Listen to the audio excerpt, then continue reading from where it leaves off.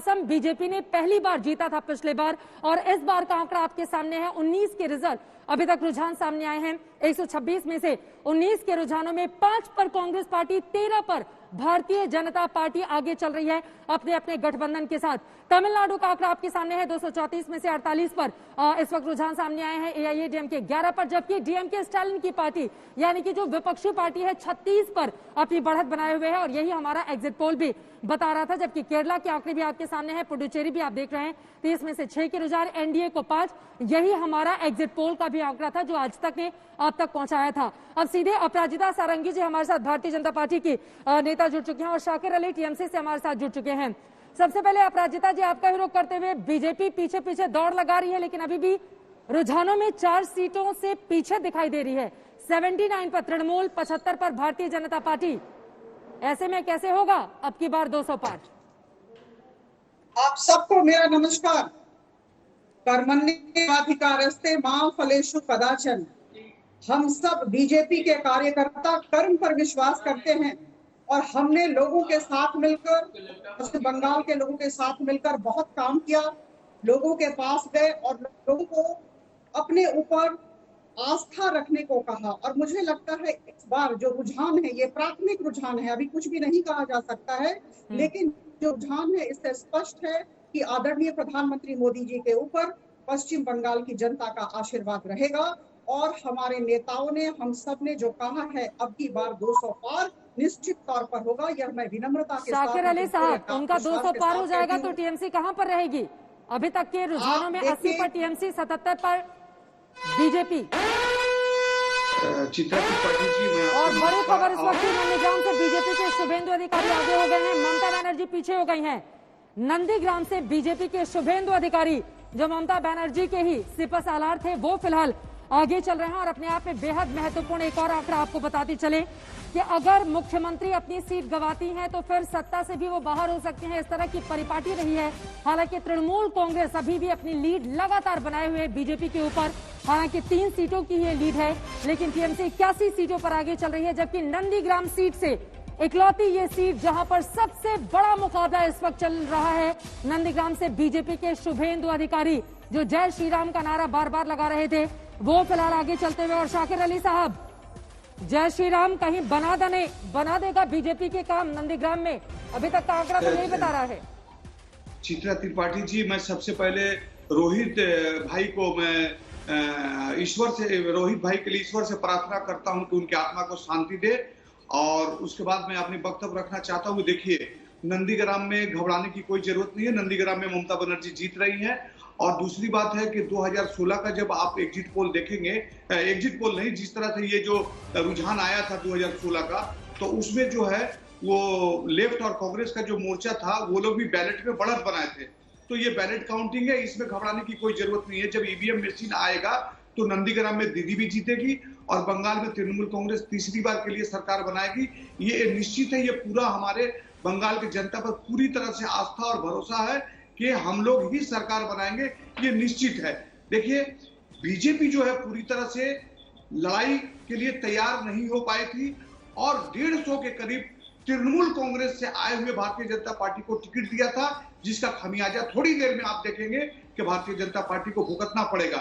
और ये जो ईवीएम मशीन जब खुलेगा तो आप देखिएगा कि वोटिंग का और ये जो रुझान आ रहा है उसका डिफरेंस तृणमूल कांग्रेस से बीजेपी का काफी, तृणमूल कांग्रेस आगे की तरफ जाएगा और बीजेपी नीचे की तरफ आएगा। कब तक इंतजार करना चाहेंगे शाकिर अली साहब? कब तक इंतजार करना चाहेंगे जिसके बाद आप बोलेंगे कि फाइनल है? ज्यादा से ज्यादा 1 से 1.5 घंटा चित्रा मैडम, इसमें आपको समझ में आ जाएगा पक्का। लेकिन मैं आपको यही कह रहा हूँ। सुनीत चोपड़ा जी भी हमारे साथ लेफ्ट के नेता इस वक्त जुड़ चुके हैं। सुनीत जी, मतलब आप लोगों का क्या से क्या हो गया? 1 घंटे बीत चुके हैं, 00 पर लेफ्ट और कांग्रेस पार्टी। ऐसा हाल क्यों बना रखा है सर बंगाल में? इतिहास बना दिया है, कोई चिंता की बात नहीं है। ये कोविड की वोट है, जिन्होंने लोगों को मरवाया है उनके लिए नुकसान है। उसका वोट सिर्फ केरल में पड़ रहा है क्या सुनीत चोपड़ा जी? क्योंकि केरल में हमने कोविड की लड़ाई लड़ी है, हम जीते हैं। बंगाल तो आपकी प्रयोगशाला हुआ करता था लेफ्ट की। उसका बंगाल में आप समझ लो ये लड़ाई दो पक्षों की हो गई है और उसमें तृणमूल बीजेपी को पीछे छोड़ के जाएगी। अपराजिता जी, अगर लेफ्ट और कांग्रेस वहां पर अभी तक शून्य दिख रहे हैं तो इसका कारण आपको सबसे बड़ा क्या दिख रहा है? क्योंकि एक सोच ये भी थी कि अगर वो दम लगाकर लड़ते वहां पर तो टीएमसी का अपना वोट वहां से छिटक सकता था। क्या आपको ऐसा लग रहा है कि वो जोर नहीं लगा है बंगाल में लेफ्ट का? देखिए, मैं कहूंगी कि हम लोग एक फोकस जनता से हम अपने लक्ष्य पर नजर रखते हैं। जैसे अर्जुन ने मछली की आंख पर नजर रखी थी जब हमारा कैंपेन चल रहा था, जब हम योजना कर रहे थे, जब हम लोगों के साथ मिलकर काम कर रहे थे पश्चिम बंगाल में, तो हम अपने काम पर केंद्रित थे और अभी भी हैं और आगामी दिनों में भी रहेंगे। मैं राजनीतिक दलों के ऊपर टिप्पणी नहीं करना चाहती हूँ, लेकिन जो रुझान है इससे लग रहा है कि कांग्रेस और लेफ्ट का अस्तित्व अब खत्म होने जा रहा है और लोगों ने नकार दिया कि नकारात्मक मनोवृत्ति जो है इसकी वजह से ने नकार दिया है। अभी आज के जब मैं यहाँ बैठी हूँ आपसे बातचीत कर रही हूँ, प्रधानमंत्री मोदी जी कोरोना के ऊपर मीटिंग ले रहे हैं और दिन रात इस दिशा में काम कर रहे हैं। अपराजिता जी, संभव प्रयास, क्योंकि देश की निगाहें टिकी हुई हैं अपने उन्हीं नेताओं पर जो चाहते हैं, तो मैं ये देश की जनता इंतजार जो इतने दिनों से कर रही है कि इस दूसरी लहर का सामना कैसे करे, कौन मदद का हाथ बढ़ाएगा, वो करना भी चाहिए, वो बहुत जरूरी है वो मीटिंग। लेकिन जो आंकड़े हमारे सामने हैं, 292 में से 170 सीटों का रुझान, जिसमें 86 पर तृणमूल और 83 पर भारतीय जनता पार्टी सामने नजर आ रही है। शाकिर अली जी, आप आश्वस्त तो हैं कि नंदीग्राम में अभी जैसे ही पोस्टल बैलेट के बाद जब ईवीएम खुलेंगे और उसके बाद उसके आंकड़े आएंगे तो तस्वीर वहां की बदल जाएगी, लेकिन ममता बनर्जी नंदीग्राम के चुनाव के दिन भी उतनी आश्वस्त नहीं थी। इसीलिए हमने देखा था किस तरीके से एक पोलिंग बूथ पर वो जाकर वहां पर धरने पर बैठ गई थी और काफी लंबा समय उन्होंने वहां पर बिताया था। आज आपके आश्वासन की वजह क्या है, अगर उस दिन उतना ज्यादा मन में संशय था, मन में डाउट्स थे? नहीं श्वेता जी, वहां जो बूथ पर दीदी गई थी तो वहां का जो सिचुएशन ऐसा था कि वहां का एक पोलिंग एजेंट को वो लोग वहां से खदेड़ दिए थे और आपने देखा होगा कि सेंट्रल फोर्सेस और वहां के सुपरिटेंडेंट ऑफ पुलिस जो मिस्टर त्रिपाठी थे वो उनके पोलिंग एजेंट के घर पर गए थे बुलाने के लिए, और ये आपके टीवी में भी दिखाया गया था कि उनको बुलाने के लिए गया था कि आपको कोई किसने भगाया, जबकि जब उनके माँ से रिक्वेस्ट किया गया कि उसको फिर से बैठाया जाए उस बूथ पर, तो उनके माँ ने कहा कि नहीं, ये जान के हमारे बेटा को खतरा है। तो ये सब जब घटनाएं दीदी को पहले से पता चली थी तो दीदी जो है उस बूथ पर डायरेक्ट चली गई थी कि इस बूथ पर इस तरह का घटना घटा है।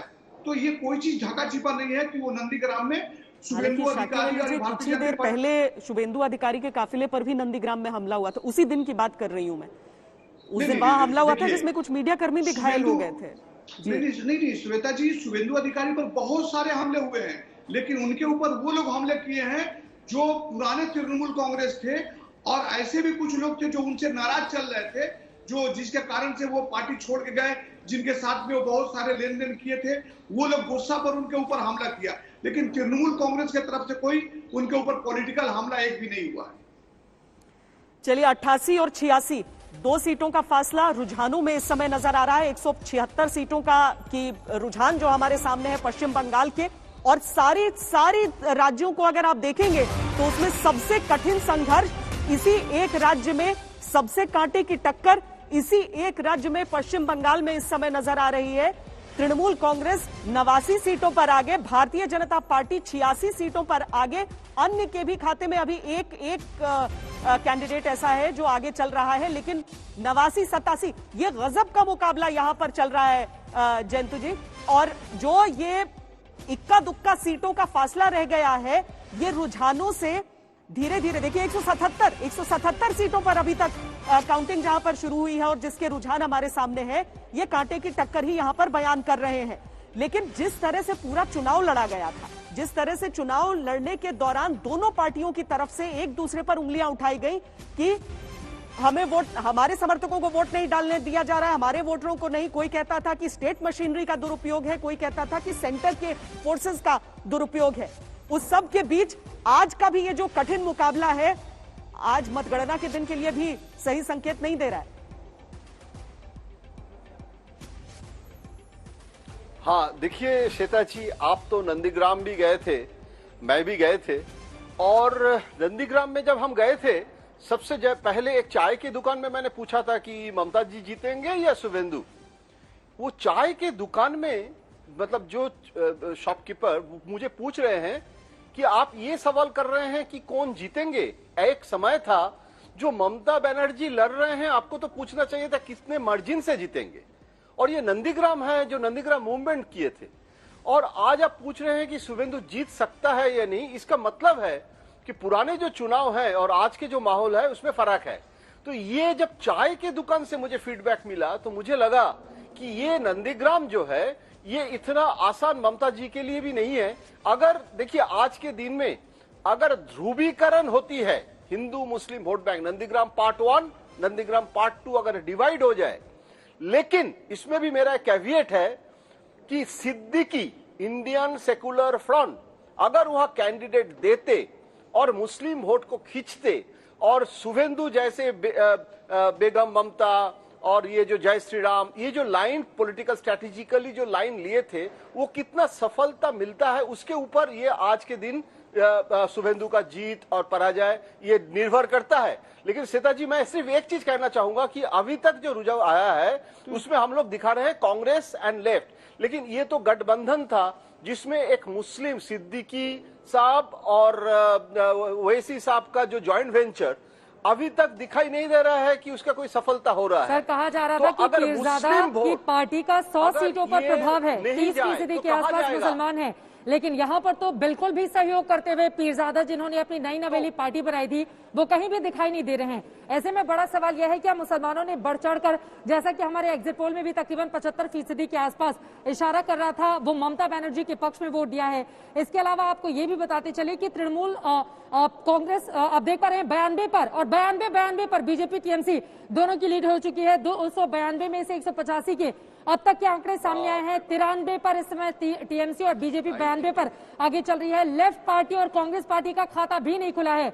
आपको ये भी बताते चले कि अधीर रंजन चौधरी सवाल भी उठा दिए थे। उस समय तृणमूल कांग्रेस ने सवाल उठा दिए थे कि आपके एग्जिट पोल में कांग्रेस के पास सीटें कैसे नहीं है, लेकिन वही समझ में आ रहा है विकल्प के तौर पर शायद टीएमसी को देखा गया। बिल्कुल, शायद उस पूरे वोट बैंक जिसको नहीं चाहिए था कि बीजेपी वहां पर आए, उसने विकल्प के तौर पर सिर्फ टीएमसी को वहां पर। एक और महत्वपूर्ण बात छाता यह है कि 44 कांग्रेस के विधायक चुनकर आए थे, जिसमें ममता बनर्जी ने 23 को अपने पाले में कर लिया था। और अधीर रंजन चौधरी ने इस बात को लेकर बहुत नाराजगी तब जताई थी जब ममता बनर्जी ने बीजेपी को हराने के लिए कांग्रेस पार्टी की मौजूदा अध्यक्ष जो हैं उनको चिट्ठी लिखी थी।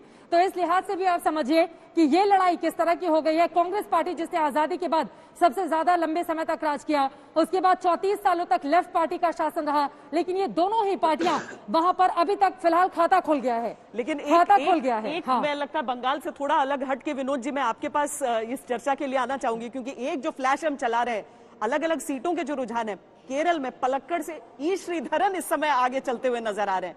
एक ऐसा चेहरा था जिसे लेकर कोई राजनीति नहीं करना चाहता था, लेकिन वो एक इस हिसाब से जरूर महत्वपूर्ण हो गए थे कि उनका चेहरा आगे करके केरल से दिल का रिश्ता जोड़ने की भी कोशिश थी। ई श्रीधरन जो है उनकी छवि एक निर्विवाद किस्म की छवि है और वो केरल में लोकप्रिय भी है, और चूंकि भारतीय जनता पार्टी की तरफ से वो उम्मीदवार है तो निश्चित रूप से भाजपा का इतना एक वोट बैंक भी है वहां पर, संघ का है वहाँ केरल में बहुत काम है। और ई श्रीधरन जी के साथ जो है जो मिडिल क्लास है, जो पढ़ा लिखा तबका है, वो भी उनके साथ जुड़ सकता है।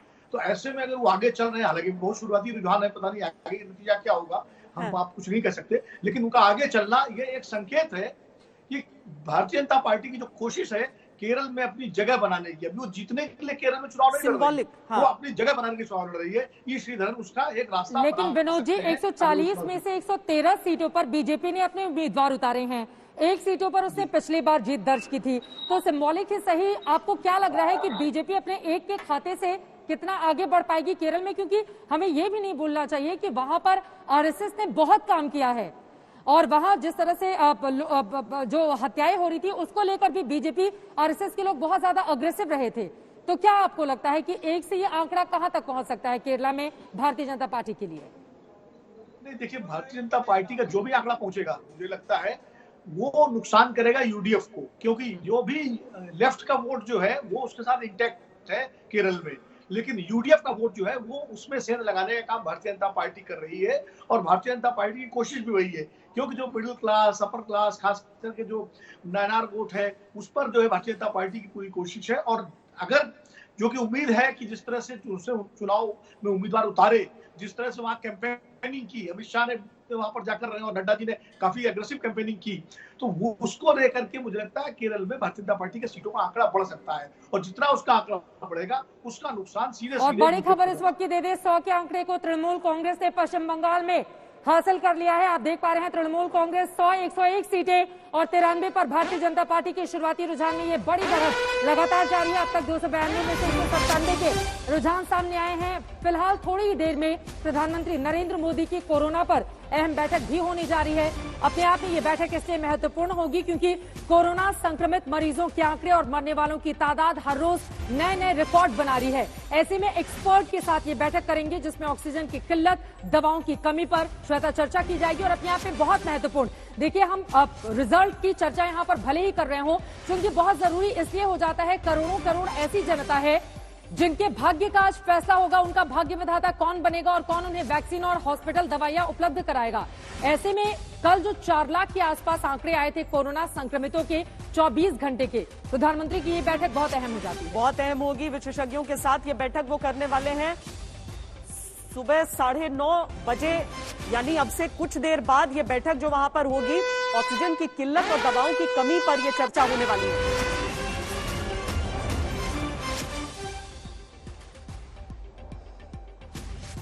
और इसके साथ ही जैसा हमने अभी से कुछ देर पहले आपको बताया था, टीएमसी ने सेंचुरी अपनी लगा दी है रुझानों में। 102 सीटों पर तृणमूल कांग्रेस आगे, भारतीय जनता पार्टी 94 सीटों पर आगे। अब लेफ्ट प्लस में भी एक सीट नजर आ रही है। देखना है ये कांग्रेस की सीट है या लेफ्ट की सीट है।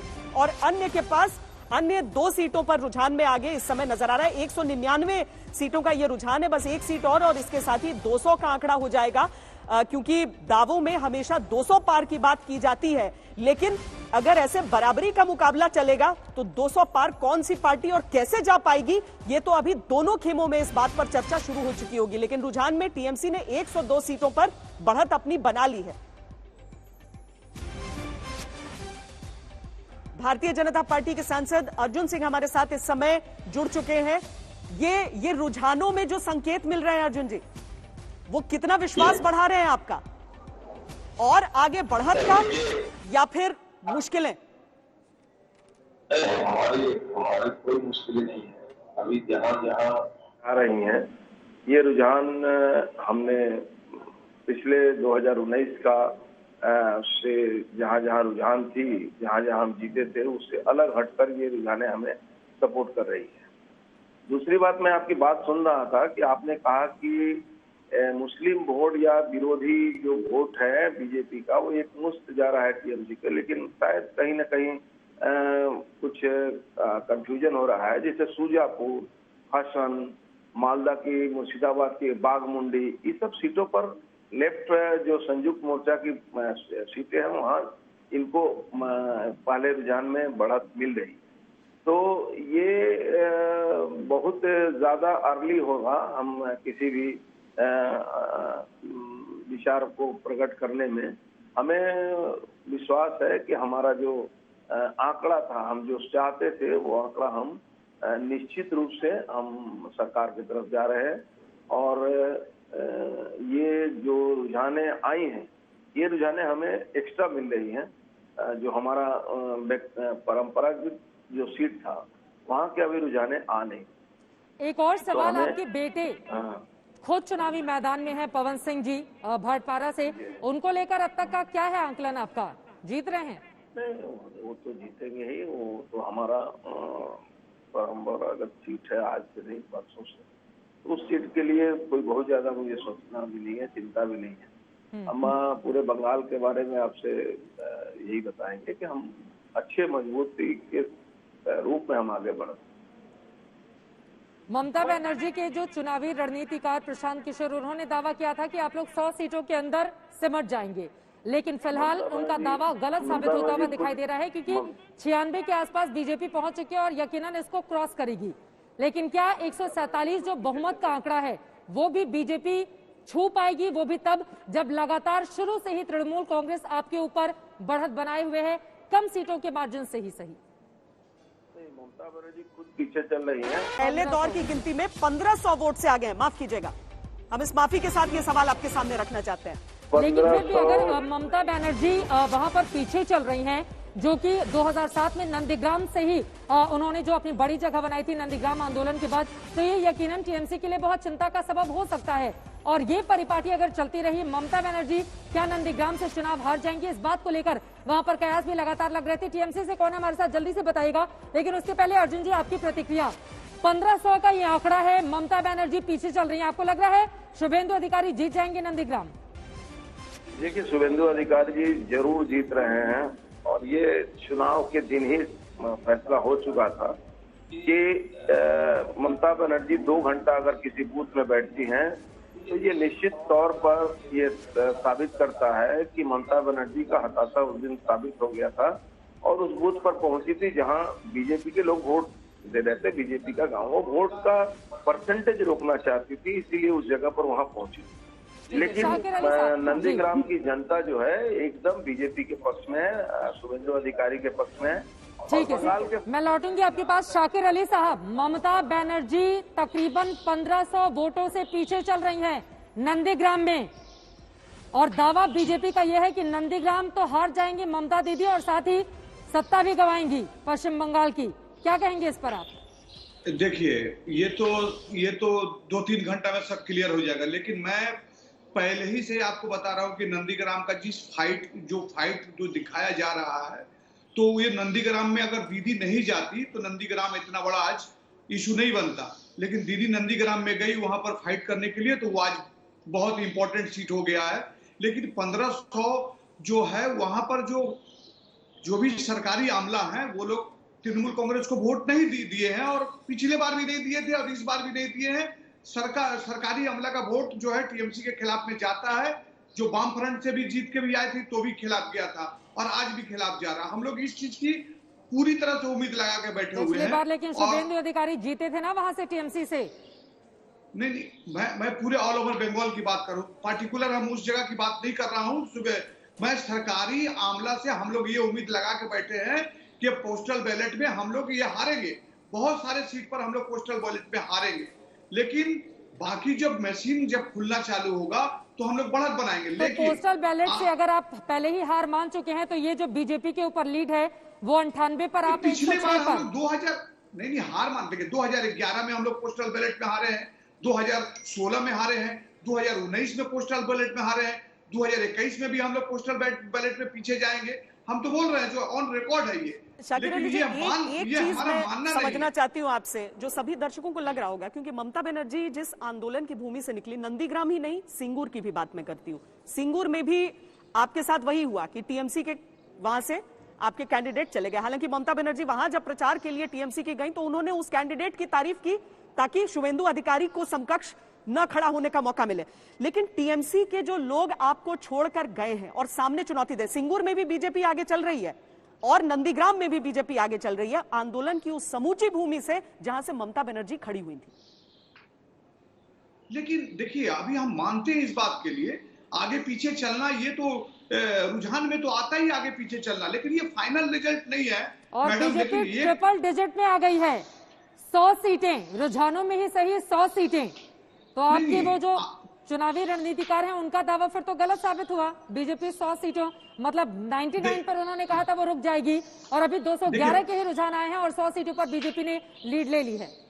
देखिए, प्रशांत किशोर का बहुत सारा बात आया है मीडिया में, बहुत सारा बात आया है, और आज तक जो है स्पेशल उनका एक इंटरव्यू भी चलाया था और वो बहुत सारे अपने बातों का जवाब भी दिए हैं।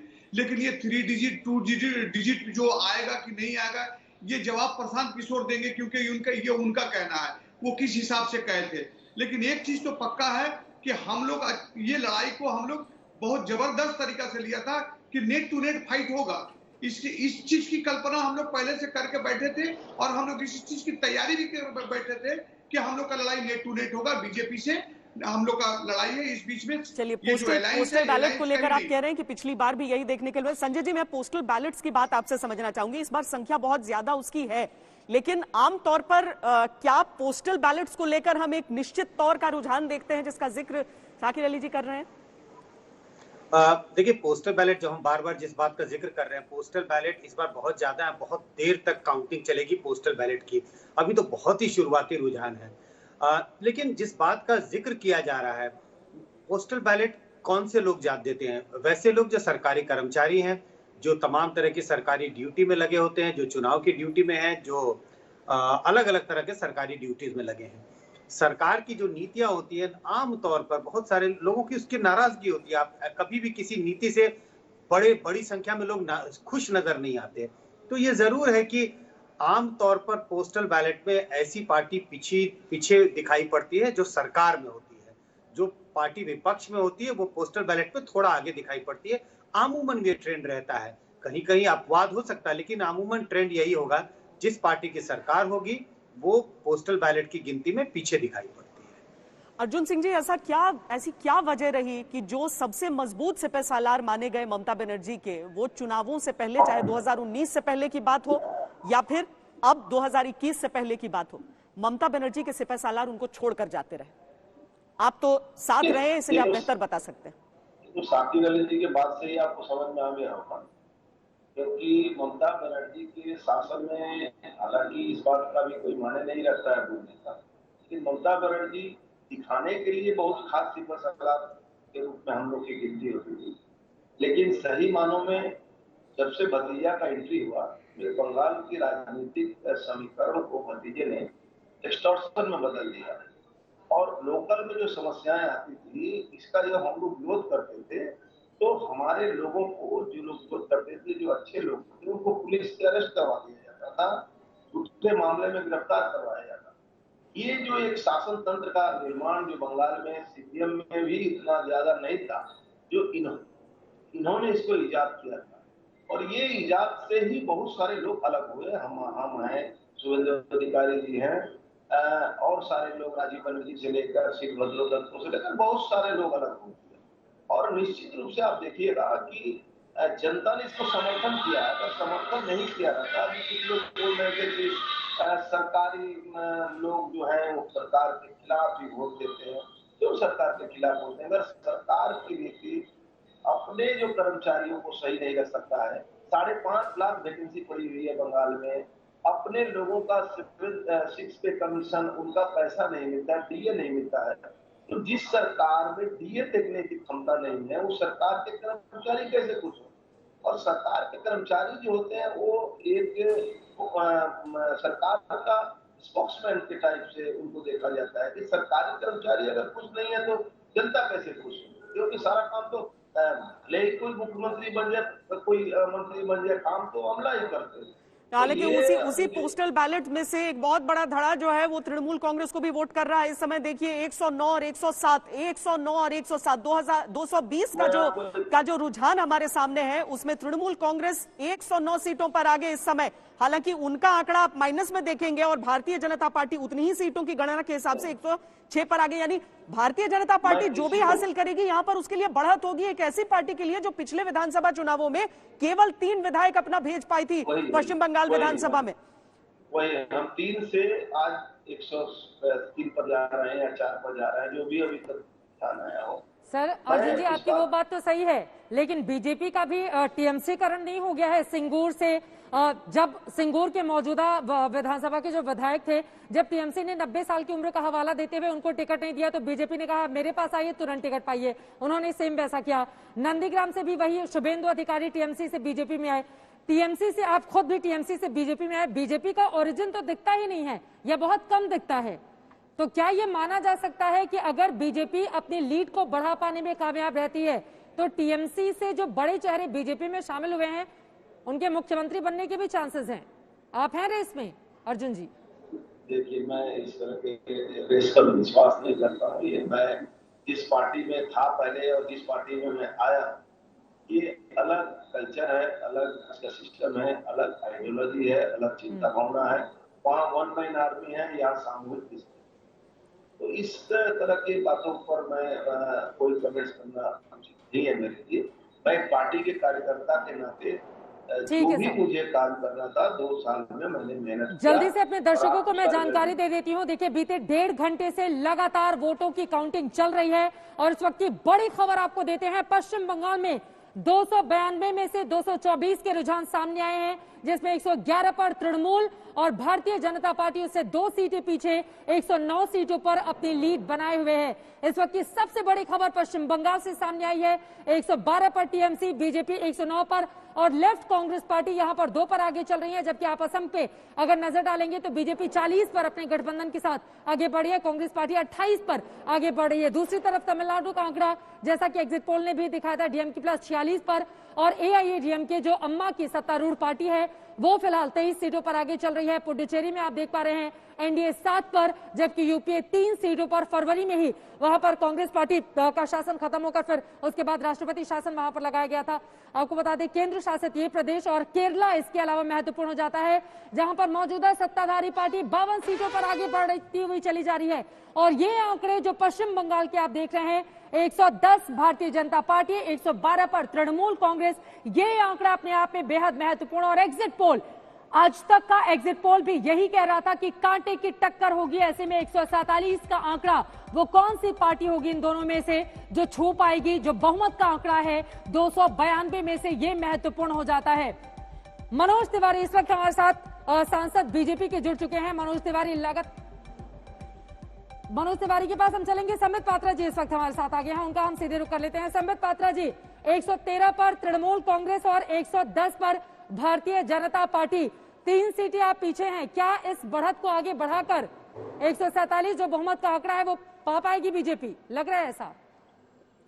देखिए चित्रा जी, पहले तो मैं एक निवेदन करना चाहूंगा कि आज जो विषय है, आज कोई सेलिब्रेशन का विषय नहीं है, कोई विक्ट्री मार्च का विषय नहीं है। और जो आदरणीय नड्डा जी ने सारे भारतीय जनता पार्टी के कार्यकर्ताओं को, उम्मीदवारों को जो नोटिस जारी किया है कि किसी प्रकार का कोई विक्ट्री मार्च ना हो, इसका हम सब पालन करें। देश में जो स्थिति है उस स्थिति को ध्यान में रखते हुए हमें बहुत संवेदनशील होने की आवश्यकता है, नंबर 1।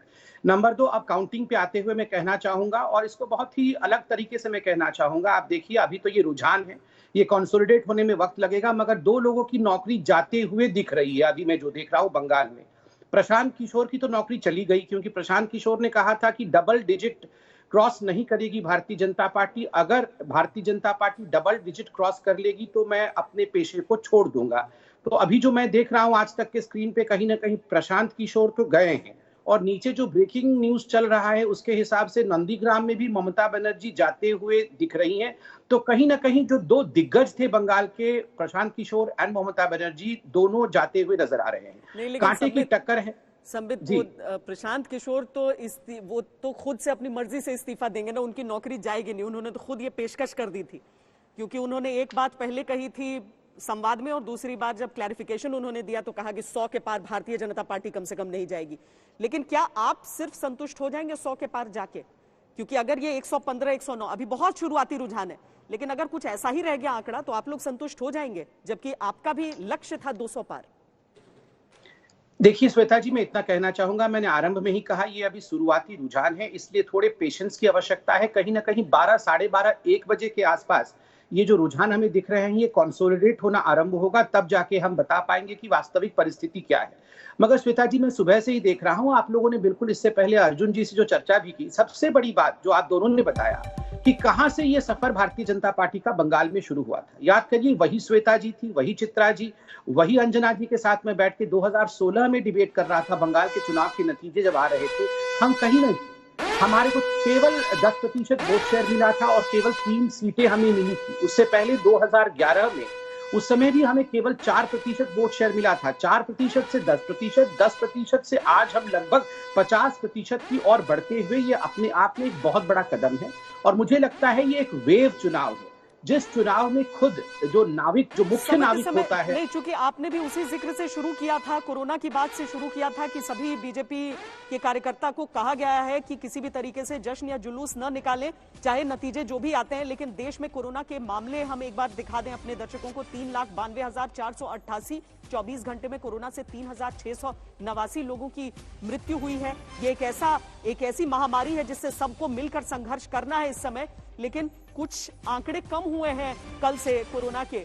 4 लाख को छूता हुआ वो आंकड़ा नजर आया था, जो आज 4 लाख से कम भले ही नजर आया है, लेकिन ये एक थोड़ी सी सकारात्मक आंकड़ा जो आपको देखना जरूरी हो जाता है, क्योंकि ये दिमाग से भी, एक पॉजिटिविटी से भी लड़ाई लड़ने की जरूरत होती है। 3,07,000 से कुछ अधिक मरीज ठीक भी हुए हैं। रिकवरी जो है वो बनी रहे, वो अगर बनी रहती है तो संक्रमण की रफ्तार पर भी अंकुश लगता है। 24 घंटे में कोरोना के कुल आंकड़े जो कि कल से थोड़े से कम हुए हैं, और उसके साथ ही रिकवर करने वालों के आंकड़े भी हम आपको दिखा रहे हैं। कोरोना से 24 घंटे में 3,07,865 मरीज ठीक हुए हैं। इस समय भी एक उच्च स्तरीय बैठक चल रही है जिसमें प्रधानमंत्री नरेंद्र मोदी तमाम विशेषज्ञों से यह राय ले रहे हैं कि अलग अलग चीजों की जो कमी हो रही है, यानी ऑक्सीजन, भले ही ऑक्सीजन एक्सप्रेस चला दी गई, एयरफोर्स के विमानों को टैंकर्स कम से कम एक तरफ ले जाने के लिए लगा दिया गया, लेकिन अस्पतालों तक वो ऑक्सीजन तेजी से कैसे पहुंचे, वो वितरण कैसे हो,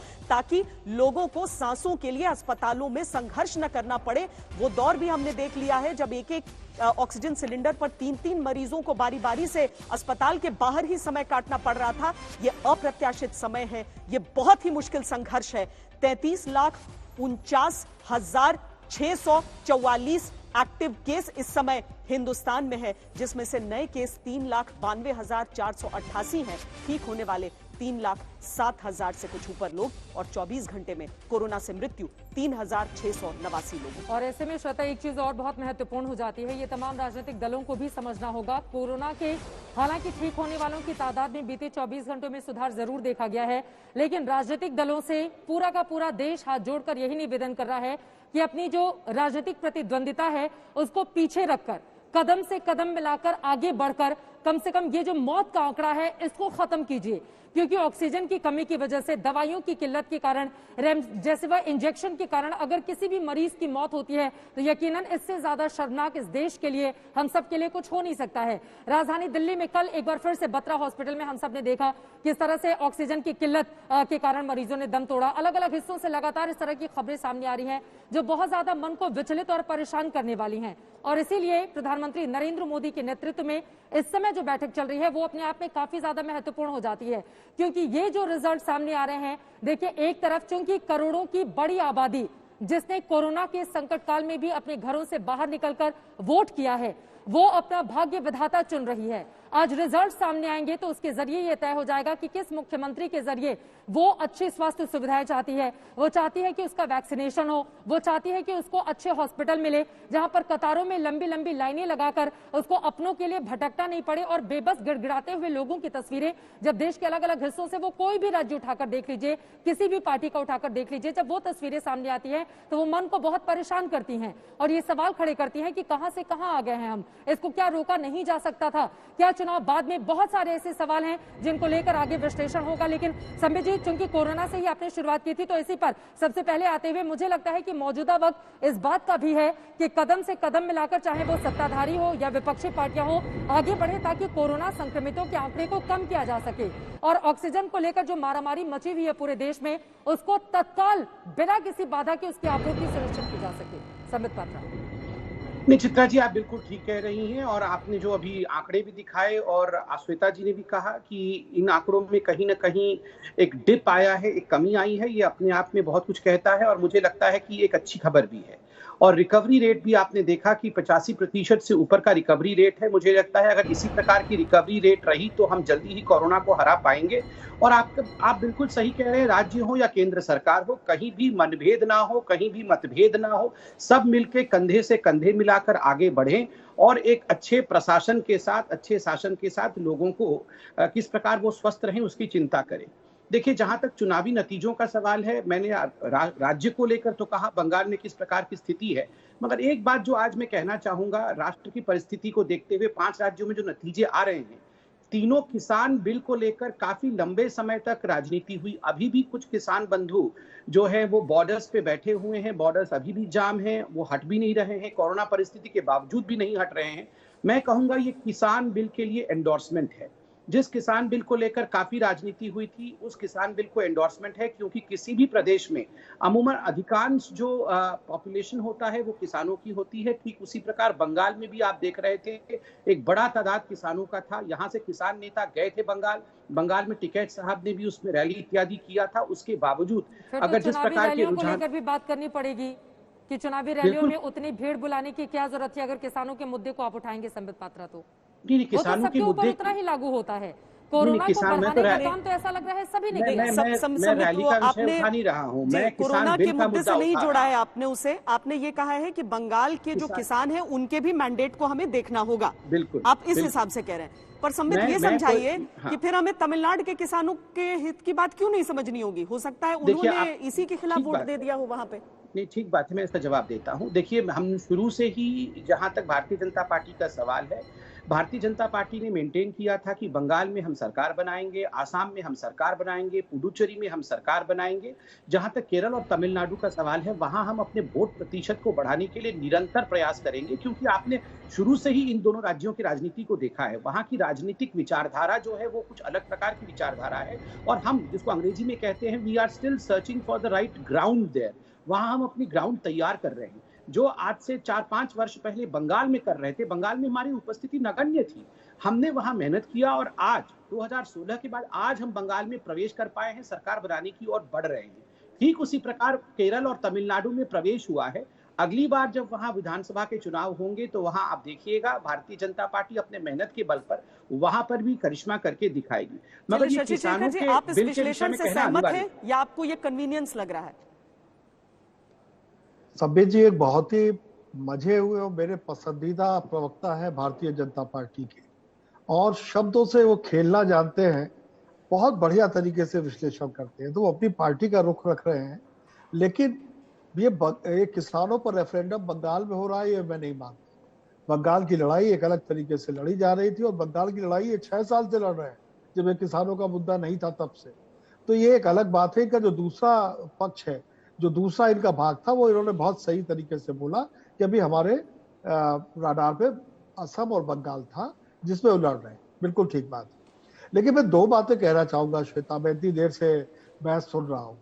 पहली बात यह कि यदि नंदीग्राम से ममता बनर्जी पीछे चल रही है, तो मान लीजिए वो अगर नंदीग्राम पराजित हो जाती है और पूरा बंगाल जीत लेती है, तो मुझे शिवाजी की वो उक्ति याद आएगी जो तानाजी बालसुरे के लिए उन्होंने बोली थी, गढ़ आला पर सिंगेला।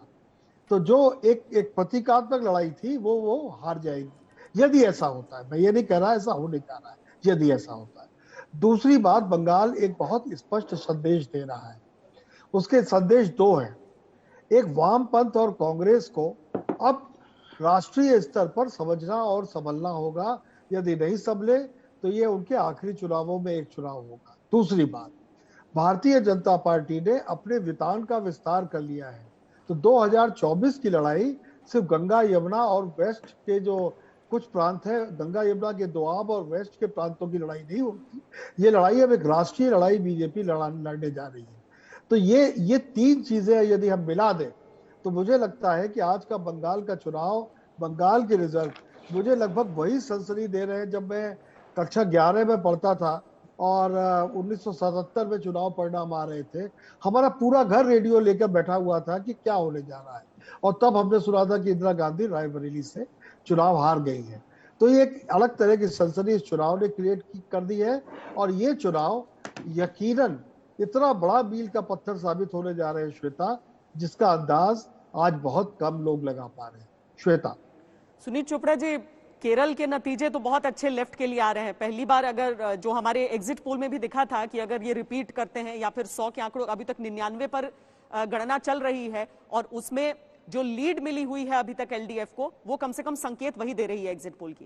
लेकिन पश्चिम बंगाल में क्या आप लोगों ने गिव अप कर दिया है कि नहीं, यहां पर छोड़ दो लड़ाई, हम खाली अब केरल में ही केंद्रित रहेंगे? नहीं, सवाल ये है कि बंगाल की लड़ाई दूसरे आधार पर है। बंगाल की लड़ाई कोविड पे कितना इन्होंने बंगाल को तंग किया है 8 चरणों में, वो उसी का नतीजा है। 8 चरणों में इलेक्शन हुए, इस वजह से नतीजा ऐसे आ रहा है। आपकी बातों से आपको नहीं लग रहा है कि लोग हैरानी जताएंगे सुनीत जी?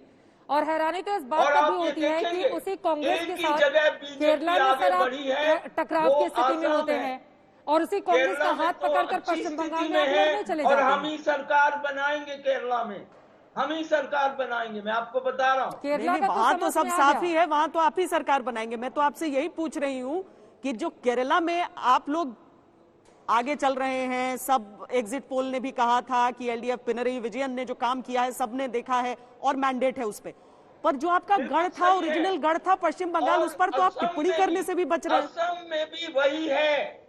विश्वास शर्मा को लोग कहते हैं वो बेहतर है सोनोवाल से। आप बंगाल पे टिप्पणी से क्यों बच रहे हैं सुनीत चोपड़ा जी? मोदी के जो नए कानून बन रहे हैं वो लोगों को मार रहे हैं।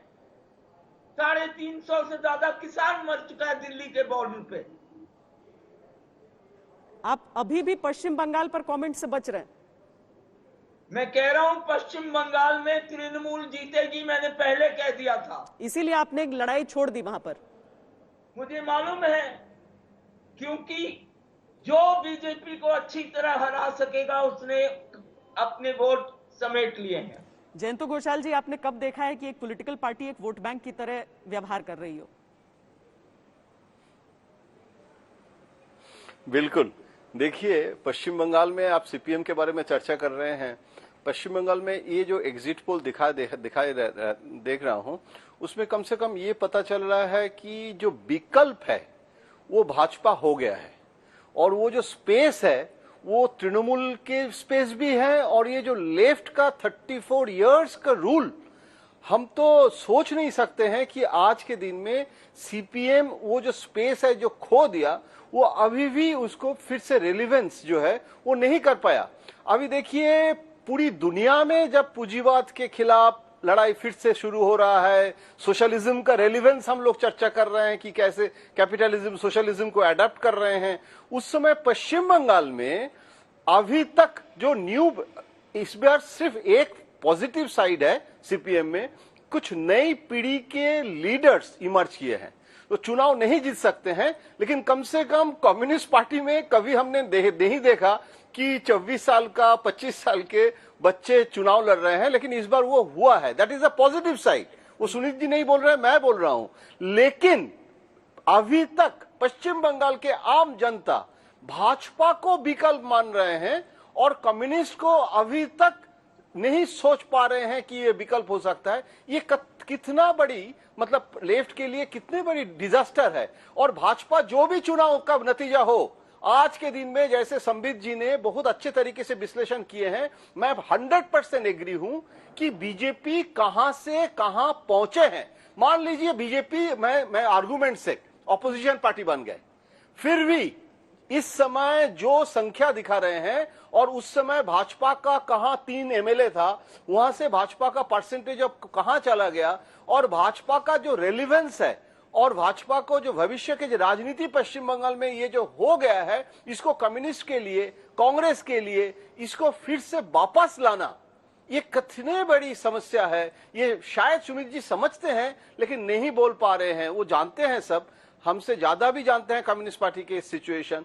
लेकिन आज के दिन में पश्चिम बंगाल में भाजपा ने जो तरीके से, मैं आपको सिर्फ एक उदाहरण दे रहा हूं, अमित शाह जी ने एक बार एक मीटिंग में बताया था कि हमारे जो मेंबर्स है, पार्टी मेंबर्स, मोबाइल और जनसंघ, इसको वोटर बनाना है। हम सिर्फ मेंबर्स लेके क्या करेंगे? केरल में भी हमारे आरएसएस का बहुत समर्थक है, लेकिन वोटर बनाना है। तो वोटर के लिए क्या करना पड़ेगा, उस तरीके से स्ट्रैटेजी करना।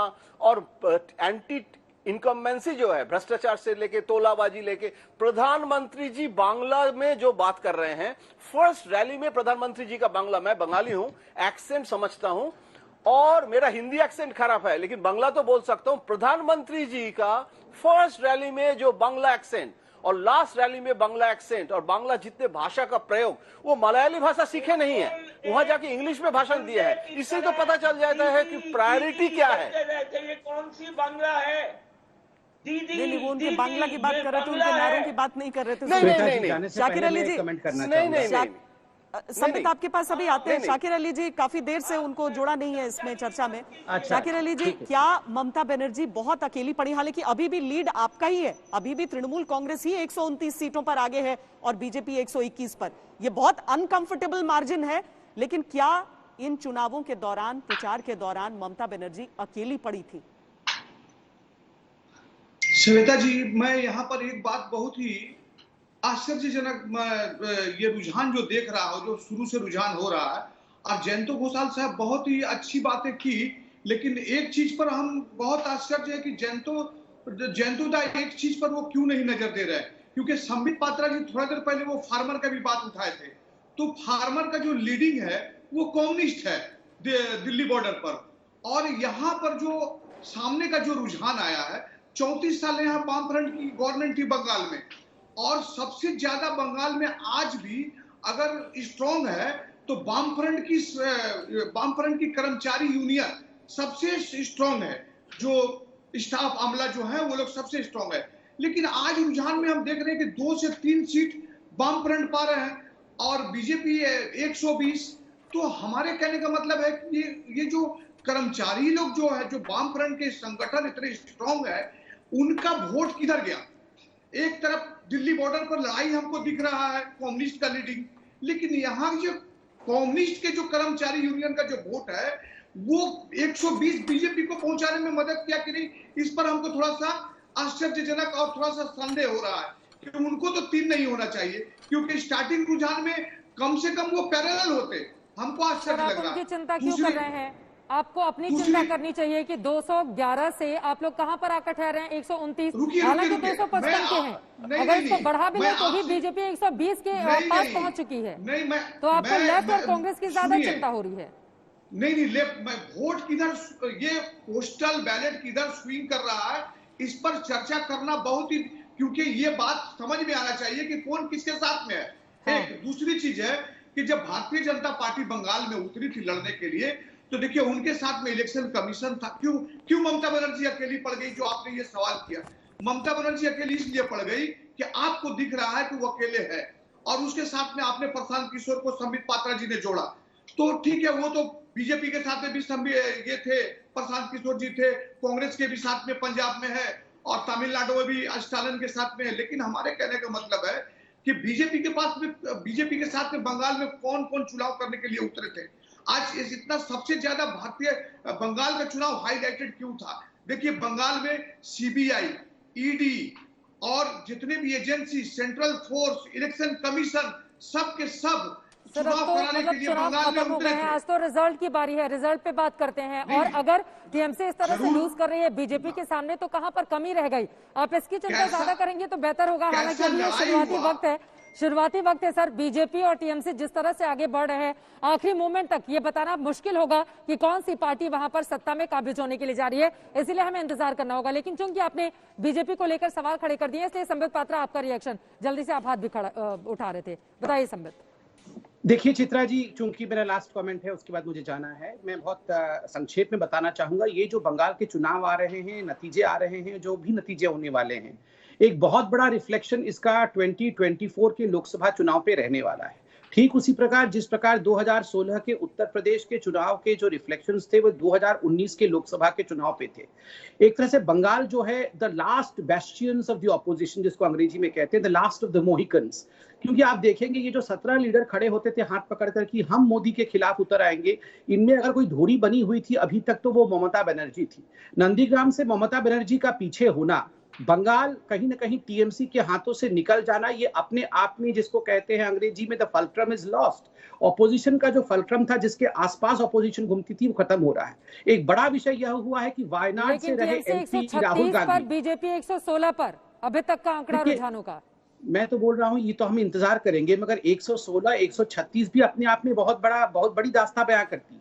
साथ में केरल में भी वायनाड से एमपी रहते हुए कांग्रेस का पूरी तरह से केरल में सफाया हो जाना, कांग्रेस केरल में परफॉर्म नहीं कर पाई, अपने सीट से ही राहुल गांधी की पार्टी का हार जाना, पुडुचेरी जैसे राज्य में भारतीय जनता पार्टी का पहली बार वहां सरकार बनाने की और अग्रसर होना, वहां से कांग्रेस का मिट जाना, ये अपने आप में कांग्रेस को कहीं ना कहीं निस्तनाबूद करता है, उनको पेरिफेरी में रेनिगेट करता है। और कहीं ना कहीं 2024 के लोकसभा के इलेक्शन का जो बिसात होता है वो बिसात आज बिछ रही है।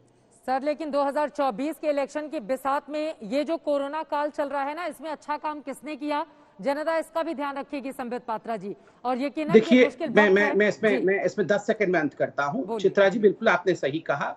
इससे पहले जब 2020 में कोरोना का पहला वेव आया और फरवरी 2021 से दूसरे वेव की आगाज हुई, उसके बाद ये चुनाव हुए हैं। लोगों ने आज जो भी मैंडेट दिया है सोच समझ के दिया है। जनता ही जनार्दन होती है। हम कांग्रेस और टीएमसी चाहे कितनी लड़ने झगड़ने की कोरोना के लिए किसने कितना काम किया, इन सभी विषयों को ध्यान में रखते हुए जनता ने वोट किया है।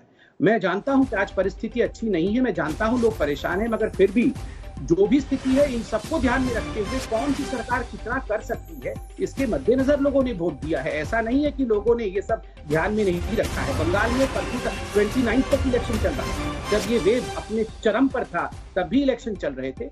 लोगों ने उस दौरान वोटिंग किया। कहीं ना कहीं उन्होंने अपना विश्वास, मोदी जी उन्होंने अपना विश्वास भारतीय जनता पार्टी की ओर दिखाया है। ठीक है संबित पात्रा, ये महत्वपूर्ण बात आपकी ओर से कही गई है। तमाम एक्सपर्ट हमारे साथ लगातार जुड़े हुए हैं, लेकिन आपको बता दें बीते 2 घंटों से लगातार काउंटिंग जारी है इन 5 राज्यों जिनमें एक केंद्र शासित प्रदेश पुडुचेरी भी है।